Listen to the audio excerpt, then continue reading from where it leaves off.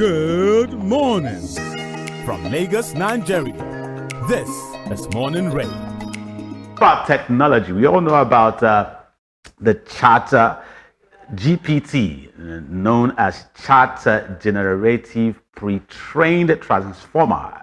It's an advanced AI bot, which of course most Nigerians need to use because of course it helps in content creation. It has a conversational interface that also helps, and it assists for lots of people in their assignments, in their work, and all of that, But now the question has arisen concerning its long-term ability. How much has it affected our ability to think outside the box, to be better in our tasks as it is, The good thing this morning is that we have Emmanuel Epo. He's a tech enthusiast and of course an analyst as well, to also make sense out of it. His age is where, this technology has become more so, when it comes to them using it for different reasons. Good morning, Emmanuel. Good morning. Morning, Emmanuel. Good morning, champion. Good to have you. Thanks for joining us. Thanks for having me here today. Yeah. It's a great pleasure. I'm here again. It's a pleasure having you. All right. But first, let me start on this note.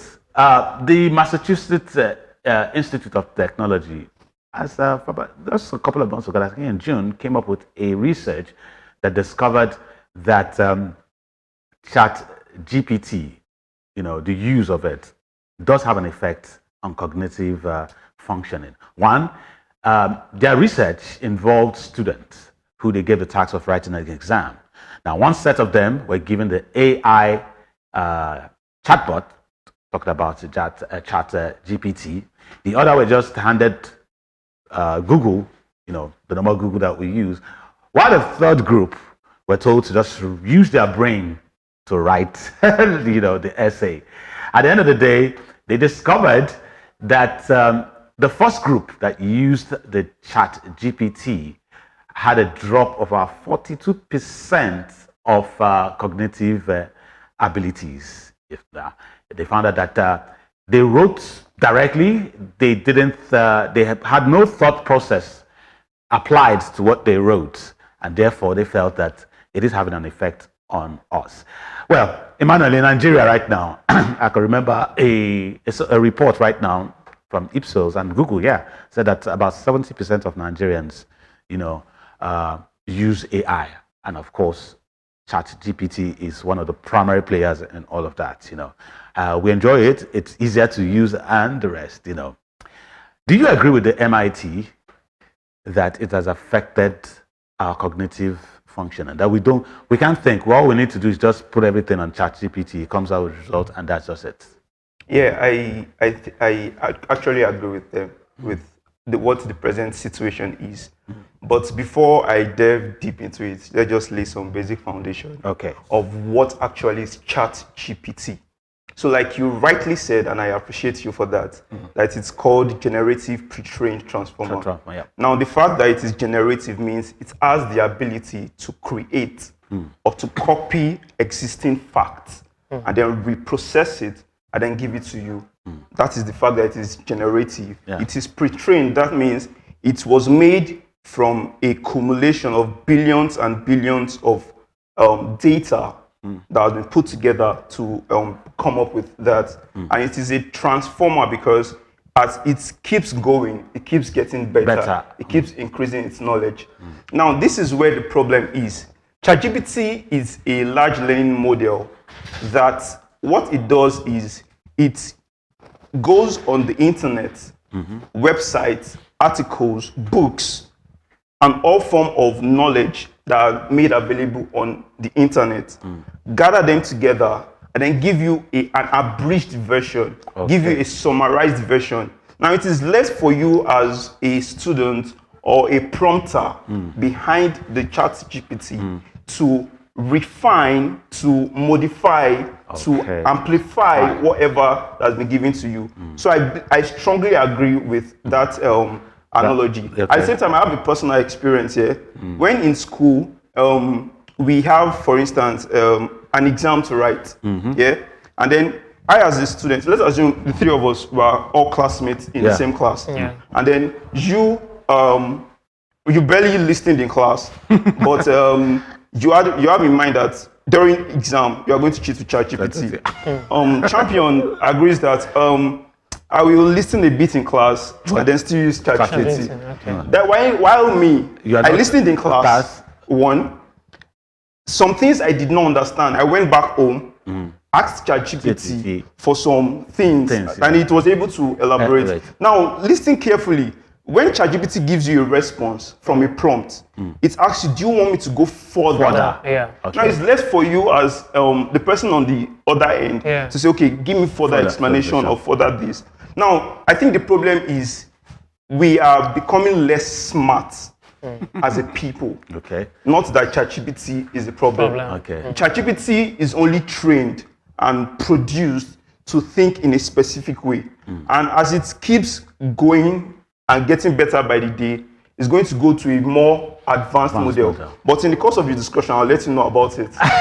Okay. Well, another thing right now, it's that there are, because of how it is, online, after that survey was done, not just Nigerians, everybody online, we're talking about how do we reduce the reliance on ChatGPT by students, how do we ensure that students, understand what they are writing, understand what they are studying, rather than as you the illustration you pointed out, So really,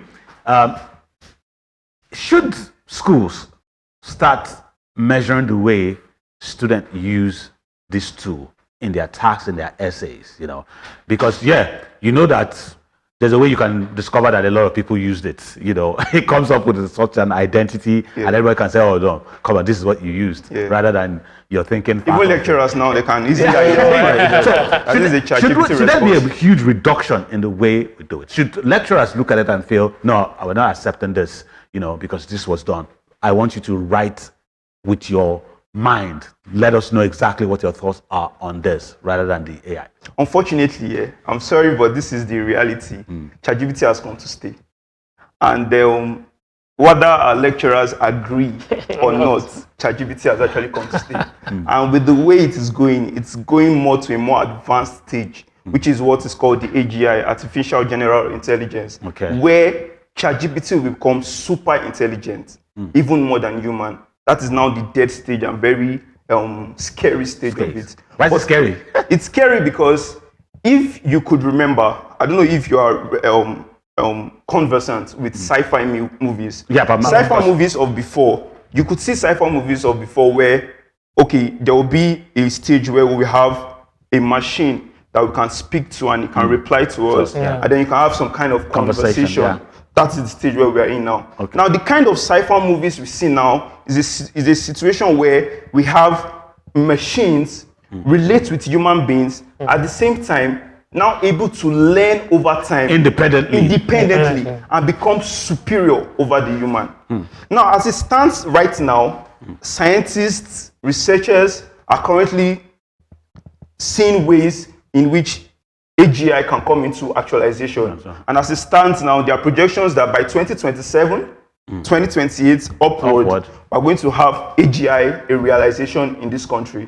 Or sorry, in the world. Yeah, AGI could become a realization. Now, why I said that ChatGPT cannot be erased, or lecturers cannot just tell you that I can't accept your work because it is ChatGPT. I'll give you an illustration. There is a particular school abroad for kids between the ages of 10, 11 to like teenagehood.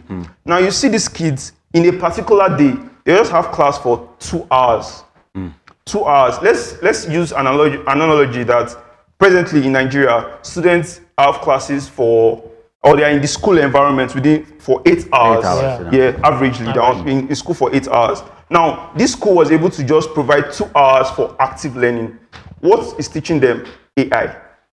Now, there is an iPad in front of them with headsets, and then they are listening to an AI teach them each of their courses. That's within that 2 hours, they have sessions for 20 minutes each.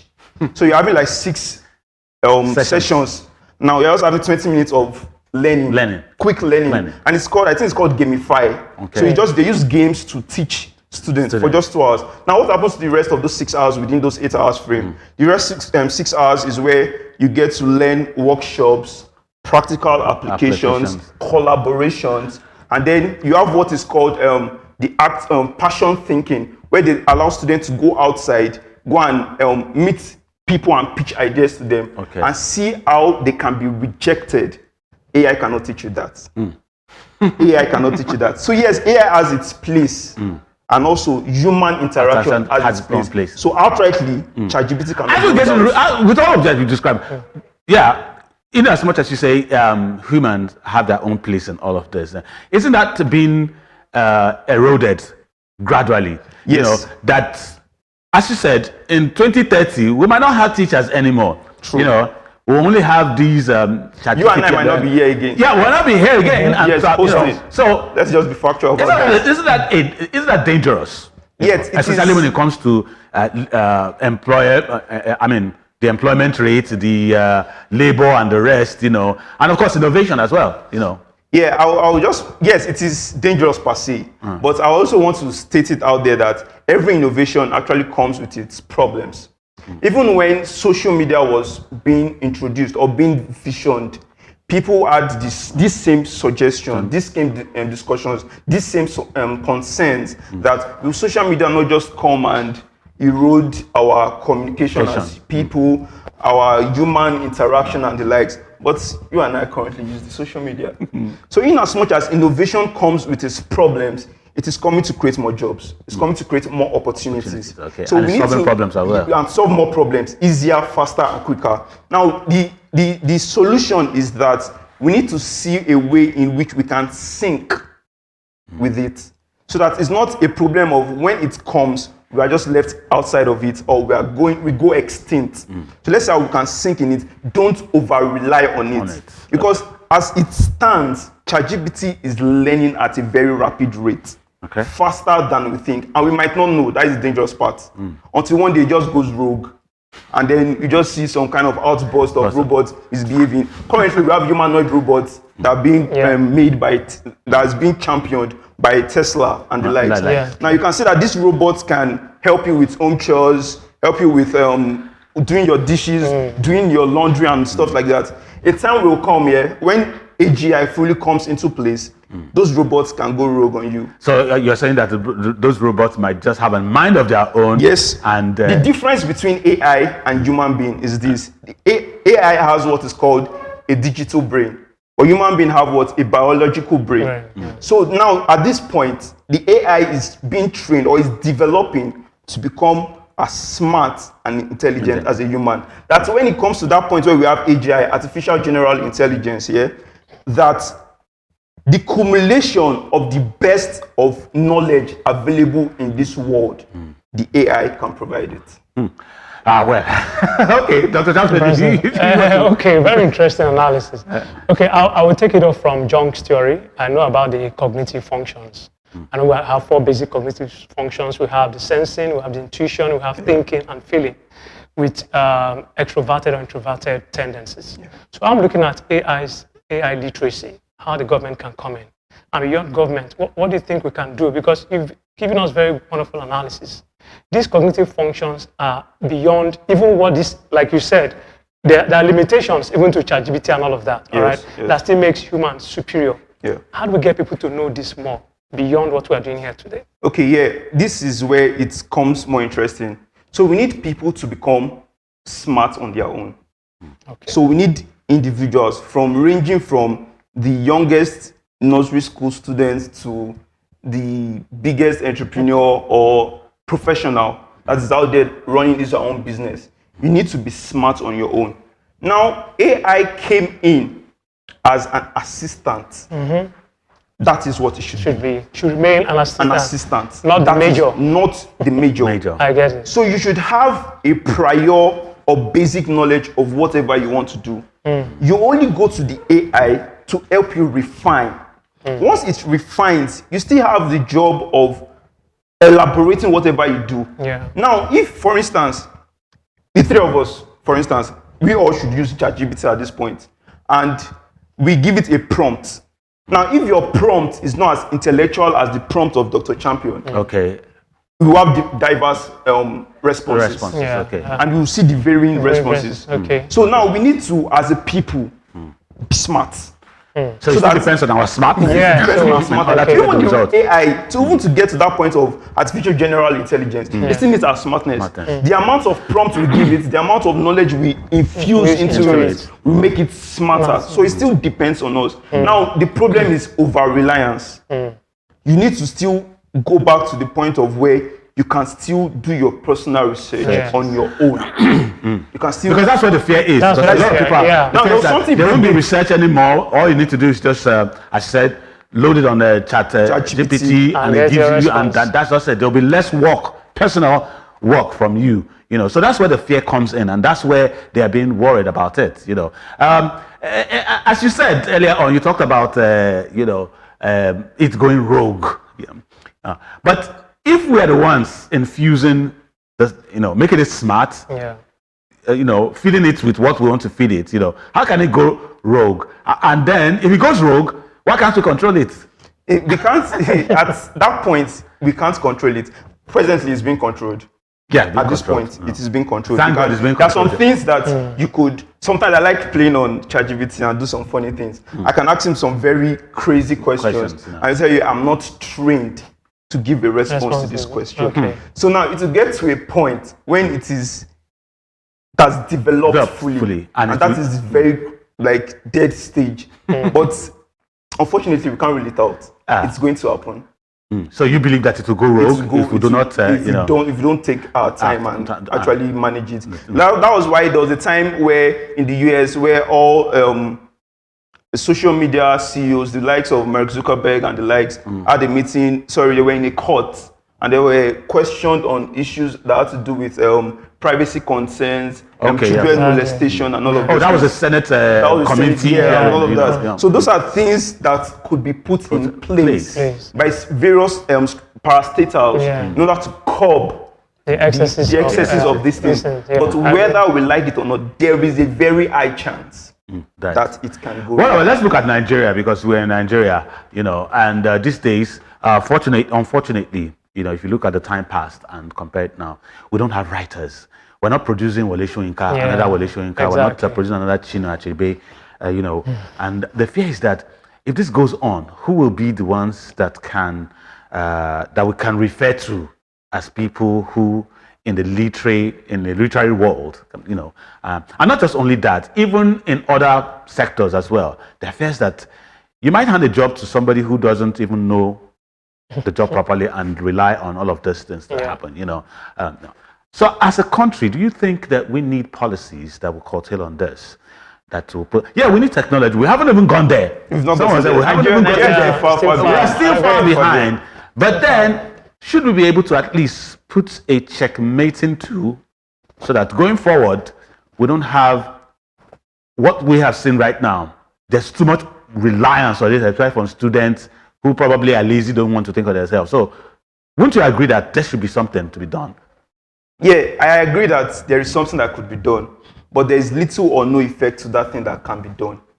So if a policy is being put in place that, okay, you can use ChatGPT, I don't even know what the policy can be like, because these things, the powers are beyond the shores of Nigeria. They are beyond the shores of Africa. Africa is even only trying to buy into what is already existing. So there is little or no policy really that can actually curtail it. But yes, it is good that these things are put in place to avoid possible issues. Just like Dr. Champion said earlier in the show that in as much as you said prevention is better than cure, but at the same time prevention is what cheaper. So these things they should just be put in place for possible eventualities. But I can categorically tell you that there is every very high chance. Even the godfathers of AI, they have the same concerns that there is every possibility that AI can go rogue. All right, before we wrap it up, before we let you go, has it helped the country? Has it helped in every strata of our life? Yes, definitely. It has. So are you saying, okay, let me rephrase it. Is there more benefits than disadvantage. At the moment, it is more of a benefit to the younger generation than a disadvantage. But to an older person, you'll see it as a disadvantage than a benefit. Now, why do I say so? For the younger generation, we want to get things faster, quicker. We don't have the time, the laxity to just want to go and do something with so much thoroughness and everything. So ChatGPT actually played that huge role and did it perfectly well for us. Do you get? But for the older generation believes in credibility, believes in hard work, believes in due diligence. Do you get? But unfortunately, it is what it is now. But again, it has been very helpful. For instance, Bill Gates said something. He said that when he has very complex questions, complex, probably physics questions and the likes, what he will do before is that he's going to call his friends that are very smart guys and tell them, like, guys, how do I solve these things? And these guys will he will give them a time frame that will help him to solve it and everything. But with the advent of ChatGPT, Bill Gates doesn't need these guys anymore. Not really, he doesn't need them, but this is what he does instead. He will go to ChatGPT, give those complex questions. ChatGPT will provide him answers. He will now send those responses to his friends and ask them, is ChatGPT correct? And his friends will just be like, oh yeah, it's correct. All right. I wish I had more time to go on about this, because it's been an issue that many young people, Nigerians, have been worried about, to say that ChatGPT, how does it have a long-term effects on our cognitive functioning? Do we think very well? Especially for students, But what it is what it is. I must say, technology is here to stay. Thanks very much, Emmanuel. Thank you, for being here this morning with us. We'll head to the newspaper review segment, but then